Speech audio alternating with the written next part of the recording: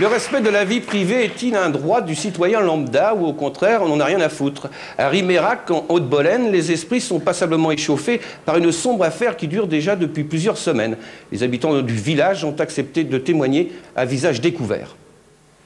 Messieurs, bonjour. Bonjour. Je suis sûr qu'il va y être. C'est toujours pareil. Tous les jeudis, on y a le droit. 2 semaines que je suis en couverture. Je ne sais pas quand ils m'ont pris en photo avec ma femme. Et voyez, il y en a d'autres à l'intérieur. Les fumiers. Et le gros titre. Richard Favre est résigné. Il le sait maintenant, il bande mou. Enfoiré, ouais. Qui sont les mystérieux auteurs de ce curieux journal? Nul ne le sait, en tout cas tout le monde ici a eu droit à quelques articles, y compris le maire du village. Regardez, on n'a plus de vie privée. C'est proprement scandaleux.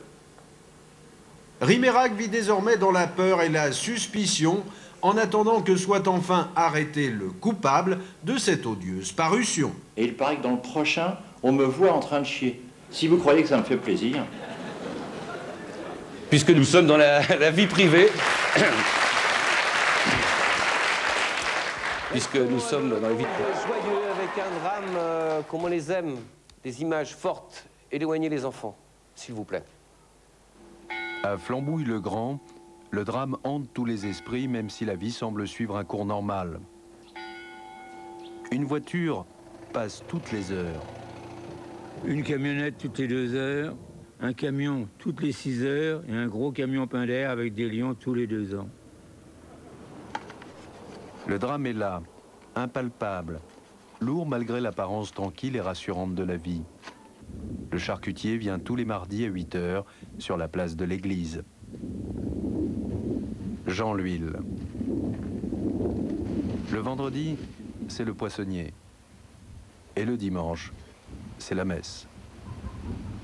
Le curé vient tous les dimanches matins d'un village voisin à 9 h 15 et repart tous les dimanches matins à 10 h 45 pour un autre village voisin. Il avait un chien, le curé, Pupus. Mais le charcutier l'a écrasé en 95 en faisant une marche arrière avec son tube Citroën. Jean l'huile.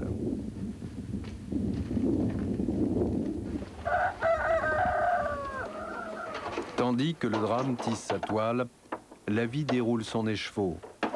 Dédé ouvre tous les jours à 7 h 05 et ferme tous les jours à 7 h moins le quart, juste avant les actualités régionales. Avant Dédé, c'était Roger. Avant Roger, c'était Nénès. On sonne. Tous les jeudis soirs, à la salle des fêtes, à 8 h 15, juste après les actualités régionales, c'est la réunion du club des chiffres et des lettres.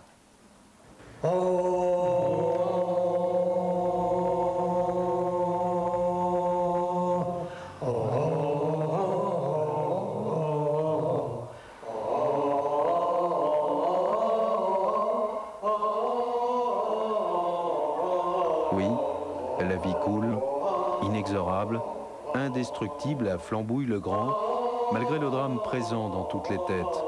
Un drame qu'on n'ose pourtant évoquer qu'à demi-mot. Qu'est-ce qu'on se fait chier.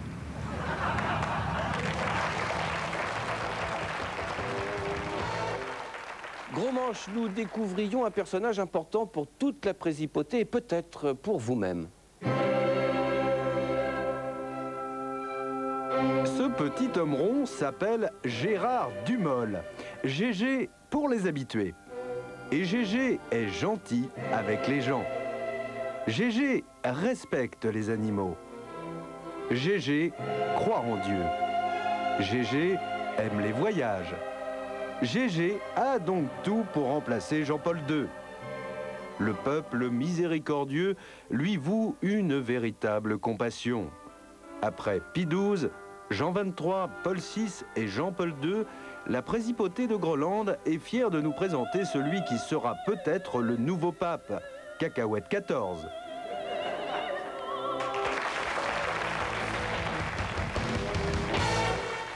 Vivre ensemble, c'est pas de la tarte, c'est même des fois un cake au gravier, vous savez, avec ces gros morceaux de haine qui vous nouent les nerfs.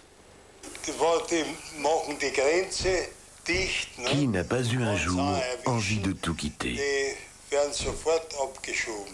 Envie d'envoyer tout balader. Envie de changer de vie. Simone a franchi le pas le 15 octobre dernier. Elle a tout quitté, à commencer par Gilbert. Le 15 octobre, Simone a changé de vie. Depuis le 3 décembre, elle vit avec Jean-Luc. Quant à Gilbert, il s'est retrouvé seul du jour au lendemain, mais il n'a pas baissé les bras. Il a transformé le départ de Simone en une opportunité de changer de vie aussi. Depuis le 6 décembre, il vit avec Chantal. Simone et Gilbert, deux personnes courageuses, deux exemples qui nous montrent que tout n'est jamais fini, que rien n'est jamais écrit définitivement, qu'il y a toujours d'autres possibles.